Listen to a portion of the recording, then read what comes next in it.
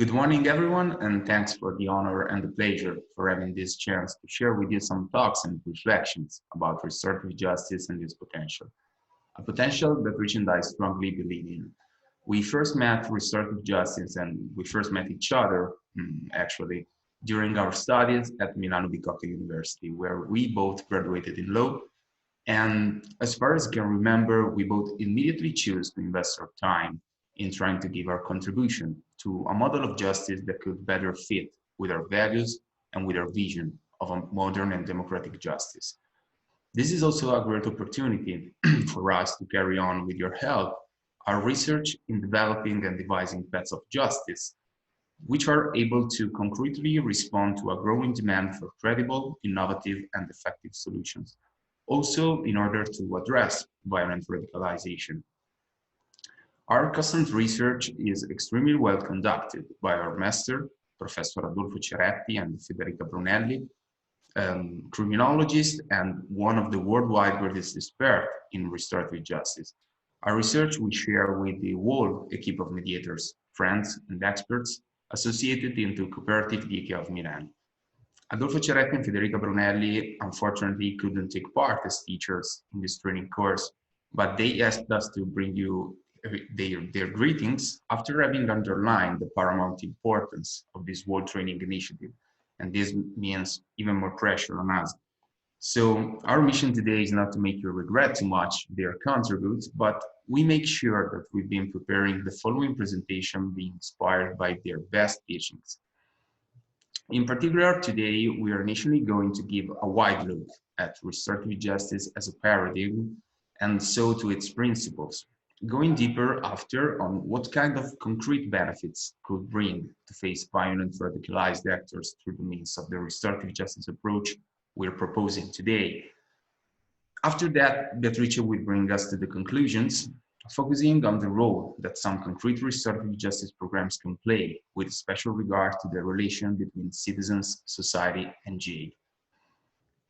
Okay, for a start, I don't think that will be very useful for you if I spend much time on a very general introduction to RGA, or probably worse, on an historical reconstruction of it. Even if one refers to restorative justice as a new model of justice, as you may know, this is not true. And there is at least a couple of reasons I want to mention. On one side, anthropologists tell us that universally in the history of societies, all around the world, basically, we can find ancient or actual practices of conflict management that somehow correspond to a restorative logic. In particular, this happens to address juvenile crime. And it is no accident that nowadays, for example, in New Zealand or in some regions of Australia, RJ programs are still the priority answers to that kind of deviance. And furthermore, this happens when minorities are involved as a sort of institutional consideration towards their customary rules and traditions. And this is already an aspect that worth being kept in mind when we consider radicalization as a specific cultural phenomenon. And the second reason for I decided to avoid a bigger preamble than this is that during the last 25 years, at least, there has been a really growing interest and a really growing effort from Western national and international governative and non-governative institutions in trying to spread and uniform the use of restorative justice instruments. To this purpose, we selected some of the most significant documents that, from our points of view, more than others feed the hope and consequently the project of a more stable and widespread use of RJ tools, providing them a more stable legal basis. In particular, the 2012 Directive number 29 of the European Parliament and of the Council, which has been conceived to establish minimum standards on the rights, support, and protection of victims of crime, also includes a wide consideration of the potential benefits that RJ services can bring to victims. And moreover, the 2018 recommendation number 8 issued by the Committee of Ministers of the Council of Europe not only sets common definitions, principles, and standards concerning Even restorative justice operational aspects, such as facilitators training, but also invites every member state to allow a widespread use of restorative justice literally at any stage of the criminal justice process. I'll be back on this aspect later on. At this point, I would like to highlight what, according to my opinion, is the major restorative justice value, even more so in relation to radicalization. As we can read in slide 2, the main restorative justice potential is to constitute an inclusive and democratic approach, considering every individual who is directly or indirectly involved in a conflict. And I think there's an expression that better than others can summarize the essence of radicalization. And not accidentally, again, this is the title of one of the 2 well-made videos that you may have seen within Module 1 of this course. I'm referring to us versus them. Well, easy to say that inclusion or inclusivity is right the opposite value that sustain the us versus them concept. And if I look back at what amazed me the most when I first met restorative justice is beyond any doubt this inclusive aspect. So the idea that everyone in a democratic society should be called to do actively its part in solving conflict and trying to make injustice in a peaceful way. And that also means by the use of the least ratio of public violence possible, which is required by the situation and of course allowed by the legal system. So RJ's inclusivity gave me new lenses to give a different look at what could be made to improve the answers of criminal systems that sometimes risk to bring to self-defeating results. And I think that this risk becomes as much concrete as certain state provisions go in a direction of exclusion and compression of rights and of constitutional guarantees. Well, I think that this kind of political choice contributes in emphasizing the exclusive us versus them logic above mentioned. To this purpose, let me share the following anecdote to clarify this point. During January, in the end of January, I've had the privilege to be one of the speakers at the IARS 8th annual conference that took place at the University of East London, UK. And that meeting closed a 3 years research called Youth Empowerment and Innovation Project. The project was co-founded by the Erasmus Plus program of the European Union and led by the mentioned organization. So the title of the Congress, and that's quite an accident again, was Addressing Violent Youth Radicalization in Europe. What happened during the previous days is that mainly the UK, the debate escalated around the counter-terrorism measures proposed by Priti Patel, which is the actual Home Secretary of Boris Johnson governments, or the Interior Minister, if you prefer. Those measures emphasized longer jail terms for violent and terrorist offenders, lie detector tests, and increased monitoring, for example. And I think that this kind of hardline approach, besides being very, very expensive, can summarize quite well that self-defeating approach I was talking about.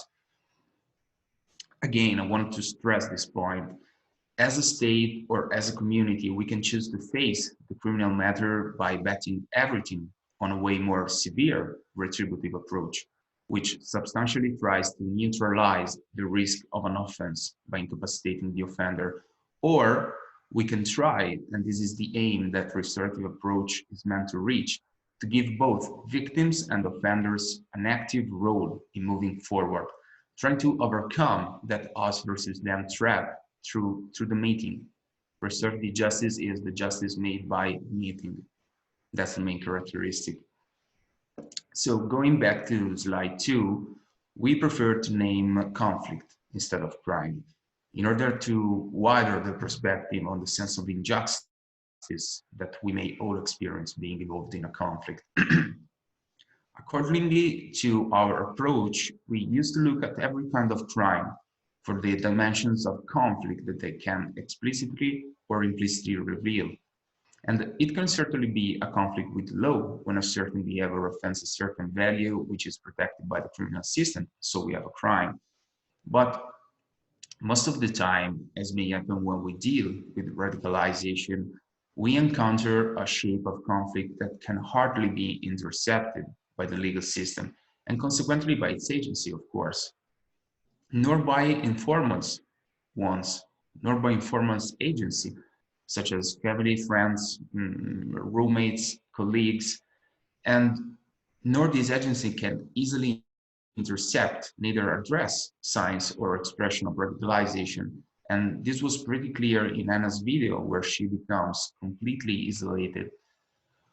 And so this could be the case of actions or talks that we consider somehow radicalized even before or even without they actually bring someone to walk the line committing a real crime. And this line can be a very, very thin one. And it also may be useful to add that in our experience, we have been working in different contexts and on different kinds of conflicts at school, in neighborhoods, in jail, and moreover, alongside criminal trials regarding juvenile committing crimes. Well, it's not uncommon to meet very radicalized positions, values, or emotions also in common conflicts, or better, in conflict situation that nobody would ever refer to radicalization area. But giving an example, it's not difficult to imagine how radicalized could become the hate feeling addressed to a neighbor who, for example, is not able to make his dog stop barking, waking me up every day at dawn. I know this can look like a silly joke, but then you read crime news and find out that suppressed bad feelings mixed with the lack of a strategy of constructive dialogue may have brought someone to dehumanize the other. And that's what basically can open the road to violence. So we can say that every conflict can bring to destructive outcomes when it's not properly managed. And every crime is somehow sustained by a conflict, even more so in radicalization. We could say that the challenge that restorative justice is called to face, encouraged by the above-mentioned international legal sources, is to push the institutional justice outcomes to a deeply democratic horizon. And to do that, in every single national justice systems, RJ needs to be suitably sustained by a legal frame made by laws that can, as clearly as possible, devise the best coordination possible between the agencies referring to criminal justice field. And that's what you can read in the documents provided on the Hermes platform, the one mentioned before. But let's go to slide 3. And as you can see, we can actually rely on 3 different but not exclusive models of justice, each one pursuing different institutional objectives, providing different answers and through different procedures. Nowadays, restorative justice is asked to combine its models of intervention accordingly to the specific needs of every single European criminal justice system, at least until a common one will be constituted. It doesn't seem like that's going to happen very soon. So what we really need today, and I'm going to say this with a special regard to Italian context, is a legislative effort capable of finally giving RGA the best chances possible to do its part in hitting the constitutional targets of resocialization alongside the retributive and rehabilitative model in a more and more prolific and productive partnership with them, with those models. So summarizing with slide 4, we provide a definition actually provided by the basic principles on the use of the restorative justice criminal matters by UN. RJ means any process in which the victim, the offender, and or any other individuals or community members affected by a crime actively participate together in the resolution of matters arising from the crime, often with the help of a fair and impartial third party, which is the facilitator. Later on, Patricia will tell us more about these fundamental characteristics of the restorative paradigm and about the procedures that can actually help overcoming that us versus them logic. But now, in order to build a positive dialogue with convicted offenders or with people manifesting an active risk of radicalization, I would like to briefly outline a theory that also allows us a deeper and a more specific introduction to the concrete operational potential of the instruments that will be explained later by Beatrice, and a more specific introduction to the cultural frame through which we've been able to experience the concrete value of these restorative justice programs. So, belongs to Adolfo Ceretti and Lorenzo Natali, the merit for having conceived and devised a psychosocial theory that finds its roots in the radical symbolic interactions spread by the Chicago Criminology School. I'm talking about a theory which is capable of describing through so-called violentization processes the arising of cosmologies capable of leading a subject toward violence until radical choices. And I'm talking about violent cosmologies theory. The aim of this theory is to recognize and understand the dimensions of meaning that are assessed by social actors when they prepare and carry out a dreadful act, trying to explore the psychosocial processes that animate the violent social experiences from the perspective of perpetrators. Briefly, what the violent cosmology theory invites us to observe is that each person is in constant dialogue with itself, a sort of inner monologue through which everybody can realize a symbolical interpretation of his own reality, and on the basis of this interpretation can identify lines of action consistently with one's inner parliament. So the idea is that each person can be represented as a cosmology intended as a complex and dynamic system of valuable symbols in constant evolution and in a continuous interaction. Emotions, values, the way in which these elements combine and emerge in social experiences are the fundamental elements of the constant dialogic interaction. And that's the matter that restorative justice tries to approach and work with. We're talking about a dialogue or an inner monologue, which is animated by what Ceretti and Natali have called inner parliament, and whose protagonists are the others significant for each one of us. I imagine that if I asked you to think about what your reference values are, each one of us could not only recall them to mind, but also try to look back to our experiences, try to indicate and describe those very experiences in which those values have manifested their importance. And above all, thanks to whom?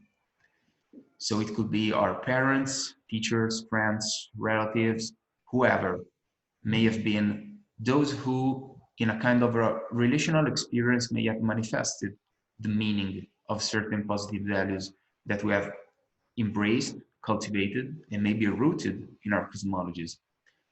Well, if this is true, and if you agree on this, you will also agree on the fact that this is an idea that can well be declined also with regard to violence. So the value of acting violence in certain situations can be learned, and sadly, this can be learned until a sort of level of no return, until a radicalized level, we may say. But if we're here talking about this topic with a constructive willing, it's probably because we'd love to bet that a way back can exist and we can walk that path. So why this is extremely relevant in relation with a restorative justice approach to crime and more specifically to radicalization? I think that because if the purpose is to root out the reasons that lead people to take a path to radicalization, then seems to be extremely important to properly approach that dimension of meaning, giving radicalized people the chance to connect themselves with that dimension, honestly, telling it and describing it, maybe for the very first time. And we know the value of a first-time experience. So this looks to be a concrete opportunity and a necessary step in order to create a first distance between them and the meaning of their acts, starting to allow the conditions for the arising of a brand new sense of accountability. And that's easier to be said than done, of course, but only if we can operate until that level, until that point, we will be able then to build and realize a safe space into which accountability can assume through the meeting a different and a relational meaning. In conclusion, before giving floor to Beatrice and thanking you very much for your attention, personal narrations and personal stories with relative emotions and values, that's the concrete material that restorative justice tries to approach and work with again, realizing the opportunity of letting different, even opposite emotions and values to be put into words, to be listened, to be recognized, and where possible, to meet in a pacific and constructive way. Thank you.